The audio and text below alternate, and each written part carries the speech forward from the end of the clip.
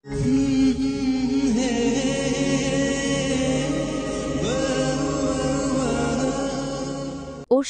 ওষুধগুলো সরিয়ে রেখে দিল। কে না কে দিয়েছে সেটা না জেনে সে কেন ওষুধ খেতে যাবে। সে ওষুধ খেল বাড়িতে গিয়ে লাঞ্চ টাইমে। যাওয়ার পথে নিজের টাকায় ওষুধ কিনে নিয়ে গিয়েছিল। চাকরির কথা শুনে বাড়ির প্রত্যেকেই ভীষণ আনন্দিত, শুধুমাত্র বন্ধুমহল ব্যতীত। আগের মতো আর আড্ডা দেওয়া হবে না, দেখা হবে না, কথা হবে না। এসব নিশ্চয়ই আনন্দ হওয়ার মতো কোনো ঘটনা নয়। তবে বাস্তবতাকেই বা কী করে উপেক্ষা করা যায়? সেই অবকাশ তো নেই। মুশকিল হলো রাফিকে পড়ানো নিয়ে। এখন আর তার পক্ষে রাফিকে পড়ানো সম্ভব নয়। বিকেল ৫টায় অফিস থেকে ফিরে দোনামোনায় ভুগছিল। কথাটা কিভাবে জানাবে ওদের? ফোনে নাকি সরাসরি গিয়েই বলবে? অবশেষে ভাবল কষ্ট করে এতদূর যাওয়ার চেয়ে ফোনে বলা ঢের ভালো।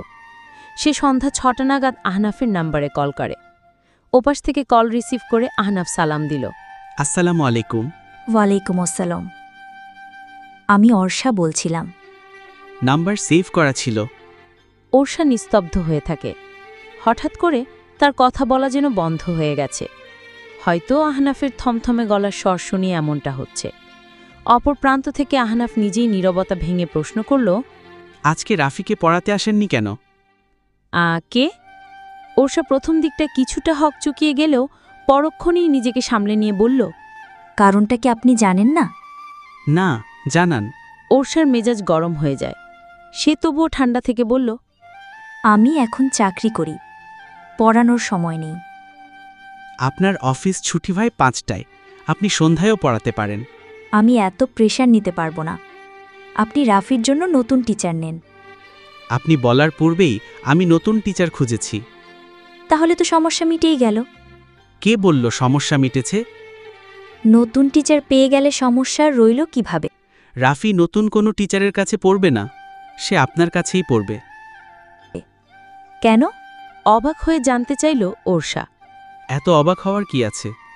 এত টিচার বদলালে বাচ্চাদের তো আর পড়া হয় না, স্বাভাবিক একটা বিষয়। আপনি ওকে বুঝিয়ে বললেই হবে। দেখুন, বোঝানো সম্ভব হলে এতক্ষণ আপনাকে এত কথা বলতাম না। আপনি শিক্ষিত মানুষ, আশা করি অল্প কথাতেই বুঝবেন।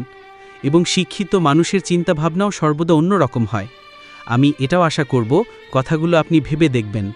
ওর্ষা কয়েক সেকেন্ড থম মেরে বসে থেকে বলল, ঠিক আছে, আমি ভেবে জানাবো। আহনাফ আর কিছু না বলেই কল কেটে দেয়। এই বিষয়গুলো ওর্ষার মেজাজ তুঙ্গে তুলে দেয়। মুখের ওপর ফোন রেখে দেওয়াটা কোন ধরনের ভদ্রতা? সকাল আয়নার সামনে দাঁড়িয়ে চুল আঁচড়াচ্ছিল। সে ওর্ষার থমথমে রাঙা মুখটির দিকে কয়েক পলক তাকিয়ে থেকে প্রশ্ন করল, কি হয়েছে? ওর্ষা রাগান্বিত স্বরে বলে, হয়েছে আমার মাথা। যাহ বাব্বা, আমি এবার কি করলাম? আমি ওপর কেন ছুটে যাচ্ছিস? বেশি কথা বলবি না সকাল। তুই যা, নিজের কাজ কর আর আমাকে ঘুমাতে দে। সকালে অফিস আছে আমার। ওর্ষা পাশ ফিরে শুয়ে পড়ে। সকাল ভিংচি কেটে বলে, ইস, আসছে আমার অফিসওয়ালি। কথাটা শুনতে পেয়ে ওর্ষা একটা বালিশ ছুঁড়ে মারে সকালের দিকে।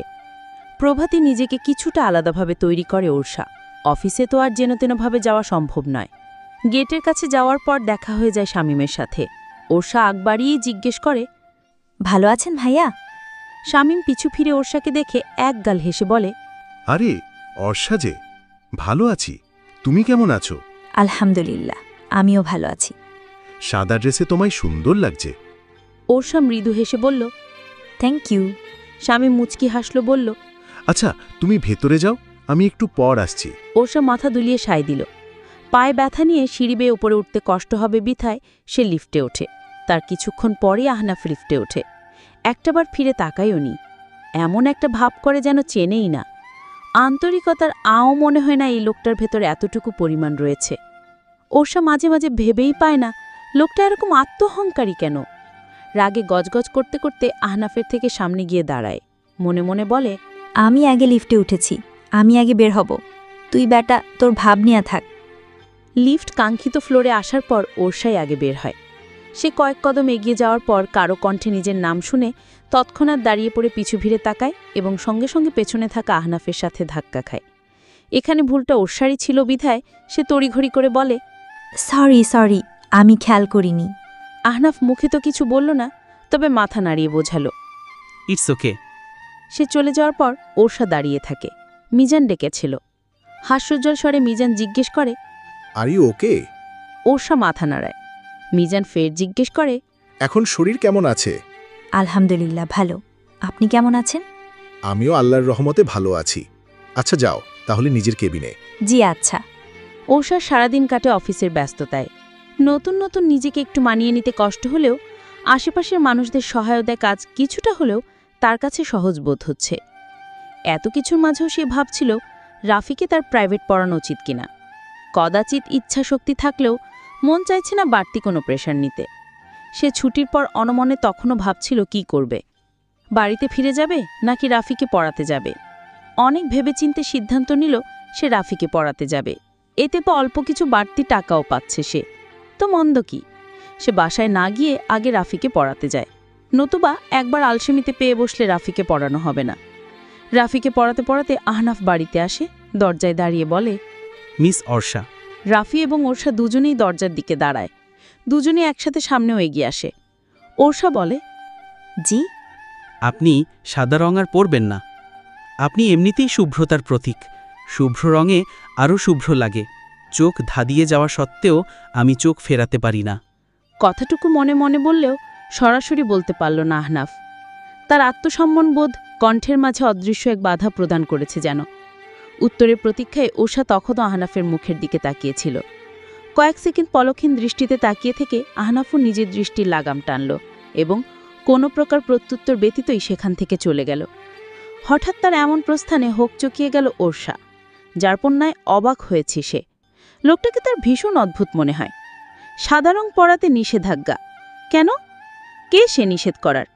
তার ভাগ্নেকে না হয় প্রাইভেটই পড়াই, তার মানে তো এই নয় যে তার কেনা আমি। তাহলে আমার প্রতি এত নিষেধাজ্ঞা জারি করার হেতু কি? মনে মনে নানা রকম প্রশ্নের ভাণ্ডার মেলে বসলেও এর একটিরও উত্তর ওরসার কাছে নেই। উপরন্ত তাকে চিন্তাভাবনাগুলোকে স্থির রাখতে হলো। রাফি গম্ভীর মুখে তাকিয়ে রয়েছে। তার উপস্থিতি টের পাওয়ার সাথে সাথে নিজেকে স্বাভাবিক অবস্থায় ফিরিয়ে এনেছে ওরসা। পড়তে চলো। হলো না, সে যেভাবে দাঁড়িয়েছিল এখনও সেভাবে দাঁড়িয়ে রয়েছে, চোখে মুখে গাম্ভীর্যতার ছাপ। ছেলেটাকে মাঝে মাঝে তার আহনাফের কার্বন কপি মনে হয়। হবেই না বা কেন? আহনাফের বাতাস লেগেই তো ছেলেটার এই অবস্থা। হাবভাব, কথাবার্তা, চালচরণ সব কিছুতেই আহনাফের প্রতিচ্ছবি দেখতে পায় ওরসা। সে পুনরায় নিজের চিন্তাভাবনাগুলোকে আটকে রেখে বলল, কি হলো? চলো। তুমি মামার দিকে ওভাবে রাগী দৃষ্টিতে কেন তাকিয়েছিলে? ওরসা অপ্রস্তুত হয়ে পড়ে। কথা বলার সময় কিছুটা তুতলিয়ে যায়। কখন? মামা বলে, মিথ্যা বলার সময় মানুষের কথা আটকে যায়। তুমিও এখন মিথ্যা বলছো। আমি স্পষ্ট দেখেছি তুমি মামার দিকে রাগী দৃষ্টিতে তাকিয়েছিলে। তোমার মামা তো কত কিছুই বলে বাবা, কিন্তু মোটেও আমি রাগী দৃষ্টিতে তাকিয়েছিলাম না। আমার তাকানোটাই বোধহয় ওরকম। রাফি কিছু বলে যাচ্ছিল, ওরসা সঙ্গে সঙ্গে থামিয়ে তারা দেখিয়ে বলল, আর কোনো বাড়তি কথা নয় এখন, দ্রুত পড়তে চলো। তোমায় পড়িয়ে আমায় আজ তাড়াতাড়ি বাসায় ফিরতে হবে। রাফির অপেক্ষা না করে ওরসা নিজে আগে টেবিলের কাছে চলে গেল। তার প্রায় সাথে সাথে রাফিও এলো। এখনও তার মুখ গম্ভীর। ওরসা বিশেষ পাত্তা দিল না। বলা বাহুল্য সে এড়িয়ে যেতে চাইছে। এত গম্ভীর স্বভাব ঠভাব তার পছন্দ নয়। বাচ্চাদের হাসিতে দেখতে স্বাচ্ছন্দ্য বোধ করে সে। হাসতে না পারলে অন্তত কাঁদো, কত বাচ্চারা কাঁদলেও কিউট লাগে। কিন্তু না, এই ছেলে মনে হয় কাঁদতেও পারে না। আজ তো একটা রোবট, ছোট রোবট। বড় রোবট হচ্ছে তার মামা আহনাফ মিসবা। রাফিকে পড়ানোর মাঝেও তার মনটা কেমন জানি খুঁতখুত করছিল। বারবার আহনাফের নিষেধাজ্ঞা তার মনে প্রশ্ন তুলছিল। সাদা পোশাকে কি সমস্যা? তাকে মানায়নি। সে কৌতূহল দমিয়ে রাখতে না পেরে রাফিকে জিজ্ঞেস করল, আচ্ছা রাফি, সাদা ড্রেসে আমাকে কেমন লাগছে? রাফি কবিতা লিখছিল। প্রশ্ন শুনে একবার ওরসার দিকে তাকালো, ফের লেখায় মনচোখ দিয়ে বলল, জানি না। ওরসার কৌতূহল ভর্তি মুখটা মুহূর্তেই ফ্যাকাশে হয়ে গেল। বিড়বিড় করে সে বলল, বড় রোবটের বাচ্চা, ছোট রোবট। মাথা ব্যথার যন্ত্রণায় আজ কলেজে যায়নি সকাল। এক পাশ ফিরে বিছানায় শুয়ে রয়েছে। খাওয়া দাওয়ার প্রতিও এসেছে চরম অরুচি। জ্বরটর আসবে কিনা কে জানে। সে বিছানায় শুয়ে শুয়েই শুনতে পাচ্ছে বাড়ির মেইন দরজার বাইরে থেকে কেউ ডাকাডাকি করছে। ঘোরের জন্য কণ্ঠ বুঝতে পারছে না, তবে এতটুকু ঠাউর করতে পারছে কণ্ঠটি কোনো ছেলের। রুহুল ভাইয়া এসেছে কি? ভাইয়া তো বাড়িতে ফেরে না অনেক দিন হলো, কোনো যোগাযোগও রাখিনি এতদিন। কতবার সবাই ফোন করে খোঁজখবর নেওয়ার চেষ্টা করেছে, কিন্তু বরাবরই সকলকে ব্যর্থ হতে হয়েছে। সে যা হোক, এতক্ষণ ধরে বাইরে থেকে ডাকছে কেউ, দরজা কেন খুলে দিচ্ছে না? বিরক্তিতে সে আর শুয়ে থাকতে না পেরে টলমল অবস্থায় হেলতে দুলতে নিজেই আসে দরজা খোলার জন্য। দরজা খুলে সে রুহুলকে দেখতে পায় না। ঘোলাটি দৃষ্টিতে অন্য এক অপরিচিত যুবককে দেখে তার ভ্রু কিঞ্চিত কুঁচকে যায়। কুচকানো ভ্রু আরও কিছুটা কুচকে সে জানতে চায়, কে আপনি? উত্তর আসে যুবকটির ম্রিয়মান কণ্ঠস্বর থেকে। আমি আহিল, অর্ষার বন্ধু। অর্ষা আছে? না, আপু তো অফিসে। কোনো দরকার? দরকার তো ছিল। তাহলে ফোন করুন। করেছিলাম, ফোন ধরছে না। দুঃখিত, আর কোনোভাবে হেল্প করতে পারলাম না। এমন কটমোটে কথার প্রেক্ষিতে আহিল জবাব দেওয়ার মতো কোনো কথা খুঁজে পেল না। সকালের চোখে মুখে বিরক্তের ভাঁজ দেখেও তার মনে অস্বস্তি বোধ হচ্ছিল। মূলত সে এসেছিল অর্ষার সাথে জবের বিষয়ে কথা বলতে।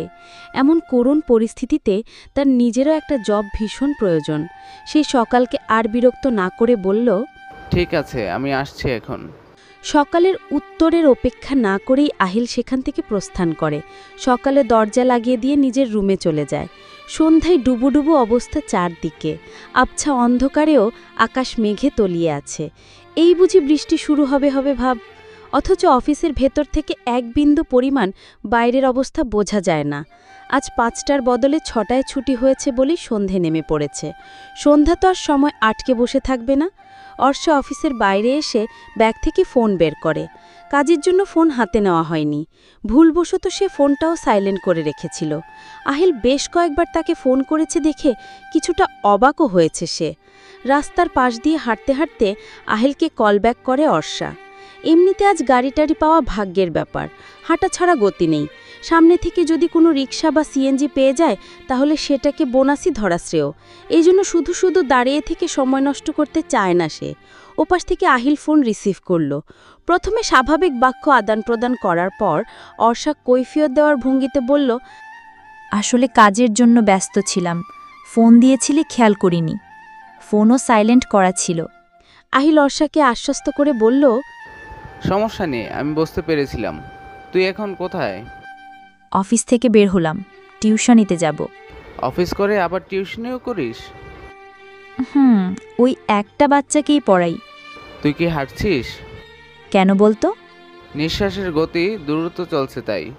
শোন, রাস্তা দিয়ে হাঁটতে হাঁটতে কথা বলার প্রয়োজন নেই। টিউশনি শেষ করে বাসায় গিয়ে একটা নক করিস। সমস্যা নেই তো, তুই বল না কি বলবি। সমস্যা আছে। দুর্ঘটনা কখনো বলে কয়ে আসে না। আমি ফোন রাখছি, সাবধানে যাবি। অর্ষার জেদ না ধরে বলল, ঠিক আছে। অর্ষা ফোন রাখার পর খেয়াল করল গুড়ি গুড়ি বৃষ্টি পড়ছে। একটা গাড়িও এসে দাঁড়িয়েছে তার পাশে। গাড়ির জানালার কাছ নেমে যেতেই আহনাফের মুখটি দৃশ্যমান হলো। সে শীতল দৃষ্টিতে অর্ষার পানে তাকিয়ে রয়েছে। গাড়ির দরজাটি হালকা মেলে দিয়ে ম্রিয়মান স্বরে আহনাফ বলল, উঠে আসুন। কোথায়? আহনাফের ঠোঁটের কোণে তখন এক চিলটে মৃদু হাসির ঝিলিক দিয়ে উঠল যেন। সেই হাসিটা না নিভেই বলল, কোলে নিশ্চয়ই নয়, গাড়িতে উঠুন।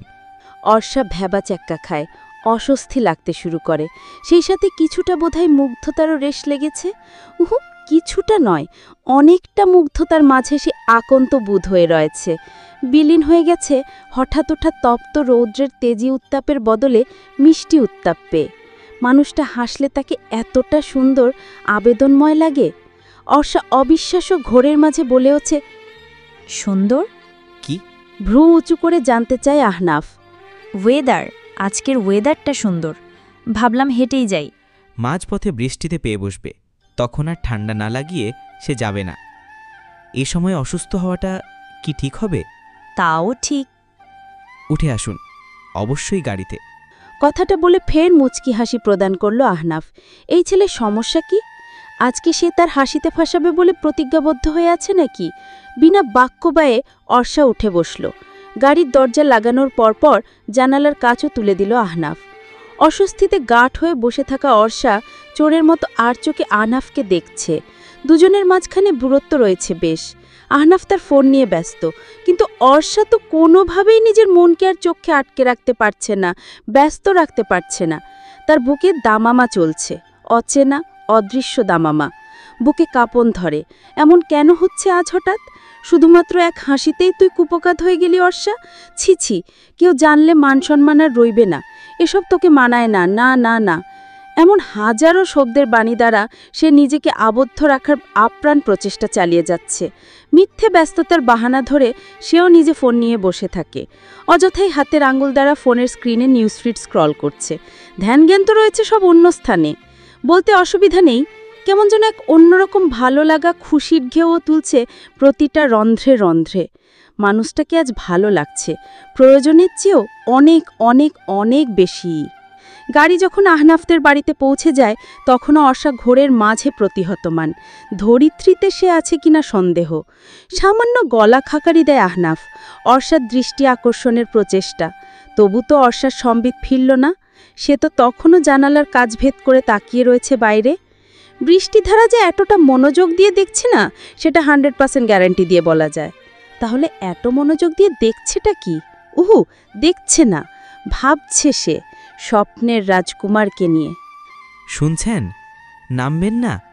আচানক ভয় কম্পিত হয়ে ওঠে অর্ষা। বুকে থুথু দে। বুকে থুথু দিলে সত্যি ভয় কেটে যায়, নাকি এটা মনের প্রচলিত একটা ভুল ধারণা? তা বোধ করি অর্ষার মতো অনেকের উত্তরটি অজানা। ঘোরে আবদ্ধ হয়ে আটকে থাকা হতচকিত অর্ষা আরও একবার লজ্জায় রাঙা হয়ে উঠল। মৃদু হাসার চেষ্টা করে বলল, নামছি। রাশেদ একটা ছাতা নিজের মাথায় ধরে অন্য ছাতা হাতে নিয়ে দাঁড়িয়ে আছে। আহনাফ গাড়ি থেকে নামার পর ছাতাটি সে আহনাফের হাতে তুলে দিল। আহনাফ ছাতা নিয়ে অপেক্ষারত প্রিয়জনের মতো ঠাই দাঁড়িয়ে রইল অর্ষার জন্য। দুজনে একই ছাতার নিচে। অল্পটুকু পথ মাত্র একসাথে এতটা কাছাকাছি পাশাপাশি চলা, তবুও মনে হচ্ছে সময়টা অনন্তকাল। এখানেই যদি থমকে যেত তাহলে। কলিং বেল চেপে ধরে রাশেদ। 2-3 বার টিং টিং শব্দ তোলার পর রেনু দরজা খুলে দেয়। সে আহনাফের দিকে তাকিয়ে উচ্ছ্বসিত কণ্ঠে বলে ওঠে, ভাইজান, আপনার আইতে আজ দেরি হইল কেন? ভাবিজান কখন থেকে আপনার জন্য অপেক্ষা কইরা আছে। রেনুর কথা শেষ হওয়ার সঙ্গে সঙ্গে বিদ্যুৎ চমকালো। অর্ষার মনে হলো এই বিদ্যুৎ স্পৃষ্ট শব্দটি তার বর্মে বর্মে হচ্ছে। সূর্যকিরণের মতো তার ঝলমলে প্রস্ফুটিত হাসিটুকু বর্ষার বৃষ্টিস্নাতের সাথে ধুয়ে মুছে রংহীন পানির সঙ্গে একত্রিত হয়ে যাচ্ছে যেন। শশী এসেছে। রেনু তার ঝলমলে মুখটাখানা দুলিয়ে উপরে নিচ সম্মতিসূচক মাথা ঝাঁকালো। অর্ষা বুঝতে পারছে না অচেনা এক নারীর আগমনে তার বুকে শিল বেঁধার মতো কষ্ট কেন হচ্ছে। মস্তিষ্কের মাঝে প্রশ্নের দানা বাঁধতে শুরু করেছে। কে এই শশী? রেনু কেন তাকে ভাবিজান বলে সম্বোধন করছে? না, এই হৃদযন্ত্রণা সহনশীল মাত্রায় থাকছে না যে আর। অবাধ্য মনটা বারবার প্রশ্ন করেই যাচ্ছে, কে এই শশী? অর্ষার ফোনটি বেজে ওঠে হঠাৎ। ফোন রিসিভ করার পর ওপাশ থেকে সকালের ব্যস্ত কণ্ঠ ভেসে ওঠে, আপু কোথায় এখন? জলদি বাসায় আয়। হতবিবল অর্ষা চমকে যায়। ব্যাকি ব্যস্ত হয়ে জানতে চায়, কি হয়েছে? ভাইয়া বাসায় কি যে শুরু করেছে, তুই এখনই আয়। আচ্ছা, আমি আসছি। অর্ষার ব্যস্ততার দৃষ্টি এড়ায় না আহনাফ, রেনু এবং রাশিদের। তারা প্রত্যেকেই অর্ষার মুখপানে তাকিয়ে রয়েছে। ফোন রেখে অর্ষা হানাফের দিকে তাকিয়ে বলল, আমায় এখনই বাসায় যেতে হবে। কোনো সমস্যা? জিজ্ঞেস করল আহনাফ। অর্ষা আতঙ্কিত মুখে বলল, হ্যাঁ। আহনাফ দ্বিতীয় আর কোনো প্রশ্ন না করে রাশেদকে বলল, ওনাকে পৌঁছে দিয়ে আসো। রাশেদ সম্মতিপূর্বক মাথা নাড়াল। মুহূর্তেই যেন পরিস্থিতিটা বদলে গেল। এতক্ষণ অর্ষার মনে যেই উথালপাতাল ঢেউ বয়ে যাচ্ছিল, এখন তা ছাপিয়ে গেছে পারিবারিক সমস্যা। মাথার ভেতর একগাদা দুশ্চিন্তা নিয়ে সে অপেক্ষা করছে কতক্ষণে বাড়িতে পৌঁছাবে। অর্ষা যখন বাড়িতে পৌঁছায়, রুহুল তখন বাড়িতে নেই। বাড়ির বেহাল অবস্থা। জিনিসপত্র ভেঙে চুরে এদিক সেদিক ছড়িয়ে ছিটিয়ে রয়েছে। ঘরের দরজায় দাঁড়িয়ে ফুঁপিয়ে ফুঁপিয়ে কাঁদছে সকাল। দাওয়ায় বসে শাড়ির আঁচলে মুখ গুজে অশ্রু বিসর্জন দিচ্ছেন মা। বাবা খাটের ওপর নির্জীব পাথরের ন্যায় বসে আছেন। প্রথম দিকটায় অর্ষা কথা বলার মতন কোনো ভাষা খুঁজে পেল না। সে নিঃশব্দে ভেজা পায়ে এগিয়ে গেল সকালের কাছে। সকালের ফর্সা গালে 5 আঙুলের ছাপ। বোনের চোখে চোখ পড়তেই সকাল এবার বাচ্চাদের মতন হাউমাউ করে কেঁদে ওঠে। অর্ষার বুঝতে বাকি নেই রুহুল তার রাগের অবশিষ্ট অংশ সকালের ওপরও প্রয়োগ করেছে। সকালের চেয়ে বেশি ব্যথা যেন এখন অর্ষাই পাচ্ছে। বুকটা কষ্টে ছিঁড়ে যাচ্ছে তার। সকাল ভরসার স্থান পেয়ে অর্ষাকে জড়িয়ে ধরল। টলমল অশ্রু সজল নয়ন অর্ষার। সে নিজেকে সামলানোর চেষ্টা করছে, হাত বুলিয়ে দিচ্ছে সকালের পিঠে। সকাল কিছুটা ধাতস্থ হয়ে ফুঁপিয়ে ফুঁপিয়ে বলে, ভাইয়া একেবারে চলে গেছে আপু, আর আসবে না। অর্ষা কঠিন স্বরে বলল, না, আসুক। ওর এই বাড়িতে না আসাই উত্তম। সেই রাতে ঘুম হলো না কারোই। জীবনে যত ধরনের সমস্যা রয়েছে তার মধ্যে বোধহয় পারিবারিক সমস্যা অন্যতম। যার জীবনে ফ্যামিলি প্রবলেম থাকে তার আলাদা করে কোনো শত্রুর প্রয়োজন হয় না। জীবনটাকে একটু একটু করে শেষ করতে, ডিপ্রেশনে ফেলতে এই সমস্যাই যথেষ্ট। সকালবেলা অর্ষা অফিসে গেল না খেয়েই। বাবা মায়ের মুখের দিকে তাকানোর উপায় নেই। কেঁদে কেঁদে মায়ের চোখ ফুলে লাল হয়ে আছে। মাকে বোঝাবে নাকি সান্ত্বনা দেবে সেটাও তার জানা নেই। সে নীরব ভূমিকা পালন করছে, অথচ ভেতরে ভেতরে প্রকাশ পাচ্ছে তার অসহায়ত্ব। কার কাছে সে নিজেকে ভেঙে চুরে বলবে? এমন কেউ যে নেই তার। অফিসে এসে অন্যমনস্ক হয়ে বসে থাকে, কম্পিউটারে টাইপ করছে রোবটের মতো। মন তার কাজে নেই, শুধু দৃষ্টি আর হাতটাই চলছে। যাওয়ার পথে তার এই অন্যমনস্কতা লক্ষ্য করে আহনাফ। অর্ষার ভ্রুক্ষেপ নেই কোনো দিকে। সে ভাবে তার অতীতের কথা। সেই অতীত সুখকর নাকি বেদনাদায়ক সেটা সে এত বছরেও ঠাউর করতে পারেনি।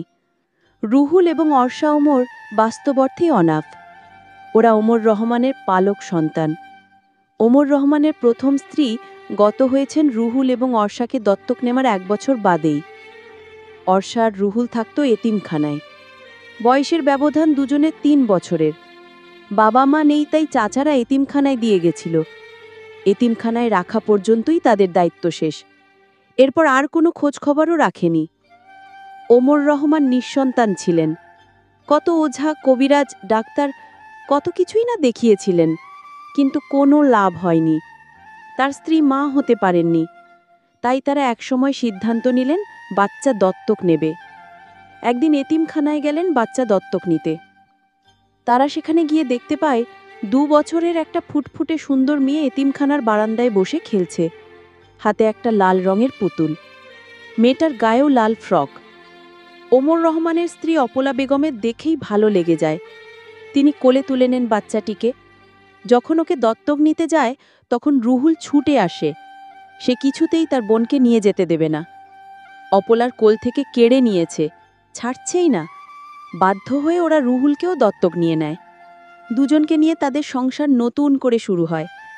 এতদিন বাদে সাদা কালো জীবনে যেন রঙের দেখা পেয়েছেন তারা। মানুষ মুখে অপলা শুনতেন অন্য বাচ্চা পাললে ওই বাচ্চার উসিলায় নাকি আল্লাহ তাকেও বাচ্চা দেয়। সত্যি সত্যি 1 বছর বাদে সে কনসিভ করে। কিন্তু ভাগ্যের নির্মম পরিজাসে বাচ্চা হওয়ার সময় বাচ্চা সহই সে মারা যান। ভেঙে পড়েন ওমর রহমান। আত্মীয় স্বজন সবাই নুহুল এবং অর্ষাকে আবার এতিমখানায় ফিরিয়ে দিয়ে আসতে বলে, নতুন করে বিয়ে করতে বলে। তিনি বিয়ে করতে রাজি না হলেও ওদেরকে ফিরিয়ে দিতে রাজি হয়েছিলেন, কারণ ছোট অর্ষাকে দেখাশোনা করতে পারছিলেন না চাকরির জন্য। তবে এই 1 বছরে তিনি ছেলে মেয়ে দুটোর মায়ায় পড়ে গেছেন। আধো আধো বুলিতে মেয়েটা যখন বাবা বাবা বলে ডাকে তার বুক শান্তিতে জুড়িয়ে যায়। এক রাতে তার ভীষণ জ্বর হয়। সারা রাত জেগে মাথায় জলপট্টি দিয়ে দিয়েছে রুহুল। ওমর রহমান সিদ্ধান্ত বদলালেন, যত কষ্টই হোক ওদেরকে কাজ ছাড়া করবেন না। তবে মা ছাড়া অর্ষাকে রাখতে তার বেশ কষ্ট হতো। তাই বাধ্য হয়েই তিনি দ্বিতীয় বিয়ে করেন। যেই বছরে বিয়ে করলেন সেই বছরেই তার স্ত্রী কনসিভ করে। ওমর রহমান ভয় পেলেন, পাছে স্ত্রী ছেলে মেয়ে দুটোকে দেখতে না পারে। তবে এমনটা হলো না। সকাল জন্মের পরও সবকিছু আগের মতোই চলতে লাগলো। কেউ বলতেই পারবে না রুহুল আর অর্ষা দত্তকানা।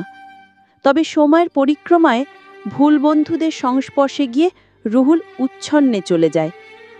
ক্লাস 8 অবধি পরে আর পড়াশোনাও করেনি। আজ সে বেপরোয়া, ভবঘুরে বখাটেপনা করে বেড়াচ্ছে। নেশা হয়েছে তার নিত্য সঙ্গী। পরিবার কিংবা বোন কারো প্রতিই নেই কোনো টান। সৎসঙ্গ মানুষকে যতটা ভালো পথে আনতে পারে, অসৎসঙ্গ তার চেয়েও অধিক অন্ধকার গহ্বরে নিয়ে যেতে পারে, যা ব্যক্তির ধারণারও বাইরে। বড় হওয়ার সাথে সাথে মানুষের মুখে মুখে ওরা শুনেছে ওমর রহমান আর সেলিনা বেগমের আপন সন্তান নয় ওরা। প্রথমে কষ্ট পেলেও পরে নিজেদের মানিয়ে নিয়েছিল অর্ষা এবং রুহুল। এসব আর আমলেই নেয়নি। কত সুন্দর ছিল তাদের ছোট্ট সংসার। দমকা হাওয়ায় সব কেমন নড়চড় হয়ে গেল। অর্ষা নিজেকে আর সামলাতে না পেরে করিডোরে গিয়ে দাঁড়ালো। এখানে এখন লোকজন নেই, সবাই সবার কাজ নিয়ে ব্যস্ত আছে। তার কান্না দেখে ফেলার মতো কেউ নেই এখানে। এত স্ট্রং মেয়েটাও কাঁদতে পারে? অর্ষা চমকে পেছনে তাকায়। তার থেকে কিছুটা দূরে পকেটে হাত ঢুকিয়ে দাঁড়িয়ে রয়েছে আহনাফ। তার চোখে মুখে বিস্ময়। দ্রুত মুখ ঘুরিয়ে চোখের পানি মুছে নেয় অর্ষা। আহনাফ এগিয়ে আসে কথা বলতে বলতে। দুঃখিত এখানে আসার জন্য। আমার ক্যাবিন থেকেই দেখলাম আপনি কাঁদছেন। গতকাল রাতে বললেন বাড়িতে নাকি সমস্যা হয়েছে, তাই কৌতূহল আটকে রাখতে পারলাম না। কি হয়েছে আমাকে বলুন। অর্ষা থমথমে কণ্ঠস্বরে বলল, কিছু হয়নি। কথা বলতে গিয়ে যেন তার কান্না আরও বেশি উপচে পড়ছে। প্রাণপণে চেষ্টা করেও চোখের পানি আটকাতে পারছে না। আহনাফ বলল, আমাকে একবার বলুন কি হয়েছে। আমি কোনোভাবে আপনাকে সাহায্য করতে পারি না? অর্ষা অনুত্তর। আহনাফ নিজেও কিছুক্ষণ চুপচাপ থাকে। পরক্ষণে আরেকটু এগিয়ে যায়, ম্রিয়মান কণ্ঠে বলে, পারিবারিক সমস্যা নাকি ব্যক্তিগত সমস্যা আমি জানি না। যদি আমায় বলা না যায় তাহলে বলতে হবে না। শুধু আমি নিজে থেকে এতটুকুই বলবো, ভেঙে পড়বেন না। আপনার নিরুত্তেজ রূপটা নয়, বরঞ্চ তেজি রূপটাই আপনার ব্যক্তিত্বকে বহন করে। অর্ষা মুখ ফিরিয়ে তখনও ফুপিয়ে ফুপিয়ে কাঁদছে। আহনাফের উপস্থিতি তার বাক্যালাপ কান্নার পরিমাণ বাড়িয়ে দিয়েছে। আহনাফ এবার মুখোমুখি দাঁড়ালো অর্ষার। দৃষ্টি নত করে অর্ষা দাঁড়িয়ে রয়েছে। আহনাফ বলল, জানেন, আমাদের প্রতিটা মানুষের মাঝেই কোনো না কোনো দুঃখ থাকে, কষ্ট থাকে। আমরা সবটা সবাইকে জানাই না। কখনো কিছুটা জানাই, আবার কখনো ওই অল্প কিছুও জানাই না। কিছু কষ্ট শুধু আমরা নিজের মধ্যে রাখতেই পছন্দ করি। কিছু কষ্ট আবার আমরা অতি যত্নে মনের মাঝে পুষি। ভেতরে ভেঙে চুরে গুড়িয়ে যাই, কিন্তু বাইরে প্রতিটা মানুষকে দেখাই আমরা এত সহজে ভাঙি না। দুঃখ কষ্ট এত সহজে আমাকে কাবু করতে পারে না। এতটুকু বলে থামে আহনাফ। কয়েক সেকেন্ড মৌনতা পালন করে সে অবিশ্বাস্যভাবে অর্ষার মাথায় আলতো করে হাত রেখে বলল, আপনি হচ্ছেন সেই ধরনের মেয়ে যাকে বাহির থেকে কখনো ভাঙা সম্ভব নয়। আপনি এভাবে কাঁদবেন না বাচ্চা, প্লিজ। অর্ষা আরক্তিম দৃষ্টি মেলে আহনাফের মুখের দিকে তাকায়। কি মায়া সেই মুখে। দিন চারেক অতিক্রম হওয়ার পর বাড়ির অবস্থা কিছুটা স্বাভাবিক হয়েছে। বলা বাহুল্য, বাড়ির মানুষজন নিজেদের মানিয়ে নেওয়ার চেষ্টা করছে। ভেতরে ভেতরে যে তুষের আগুন জ্বলছে তার মাত্রা কমেনি এতটুকু পর্যন্ত। বিশেষ করে ওমর রহমান এবং সেলিনা বেগম রুহুলের দেওয়া আঘাত মেনে নিতে পারেননি। মেনে নিতে না পারাটাও অস্বাভাবিক নয়। যাকে নিজেদের ছেলের মতো আদর স্নেহ দিয়ে বড় করেছেন, তার থেকে এমন আচরণ প্রত্যাশিত নয়। তবুও তাদের রুহুলের জন্য মন পড়ে। মাঝে মাঝেই একে ওকে ধরে রুহুলের খোঁজ নেওয়ার চেষ্টা করেন। অর্ষার অগোচরে বেশ কয়েকবার করে রুহুলের নাম্বারে ফোন করেনও ওমর রহমান, কিন্তু প্রতিটা বার সেই একই কথা শুনতে হয়, আপনার কাঙ্ক্ষিত নম্বরটিতে এই মুহূর্তে সংযোগ প্রদান করা সম্ভব হচ্ছে না। অনুগ্রহ করে কিছুক্ষণ পর আবার চেষ্টা করুন, ধন্যবাদ। দিনের মধ্যে কতবার এই বাক্যটি শোনেন তার কোনো ইয়ত্তা নেই, তবুও তিনি ত্যক্ত হন না। অশান্ত মনটা একবার রুহুলের কণ্ঠস্বর শুনতে চায়, জানতে চায় ছেলেটা দূরে থাকলেও ভালো আছে। সকাল আর অর্ষা পাশাপাশি হাঁটছে। সকালের গন্তব্য ওর কলেজ, আর অর্ষার গন্তব্য ভার্সিটি। অফিস থেকে আজ ভার্সিটিতে যাওয়ার জন্য সে ছুটি নিয়েছে। মিজানের কাছে ছুটি চাওয়া মাত্রই সে রাজি হয়েছে। কোনো রকম দ্বিমত করেনি ছুটি দেওয়ার ব্যাপারে। ছেলেটা বেশ আন্তরিক। অফিসে তার স্যার হলেও ব্যবহার আন্তরিকতার সাথেই করে। এ কদিন তার মনটন খারাপ দেখেও অনেকবার কারণ জানতে চেয়েছিল। অর্ষা অবশ্য জানায়নি। সে পারিবারিক বিষয়টাকে ব্যক্তিগত রাখতেই পছন্দ করে। এমনকি এ কদিন সে রাফিকেও পড়াতে যায়নি। আহনাফও ফোন করে যাওয়ার ব্যাপারে কিছু বলেনি। অফিসে তার সঙ্গে দেখা হয়েছে, চোখাচোখি ও সামান্য পরিমাণ হাসি বিনিময় হয়েছে। অল্প কথার মাঝে আহনাফ সর্বদাই জানতে চেয়েছে মন ভালো, আর অর্ষা প্রত্যুত্তরে মাথা নাড়িয়েছে। এই মাথা নাড়ানোর উদ্দেশ্য তার নিজের কাছেও পরিষ্কার নয়। আদতে সে ভালো আছে নাকি নেই সেটা সে নিজেও জানে না।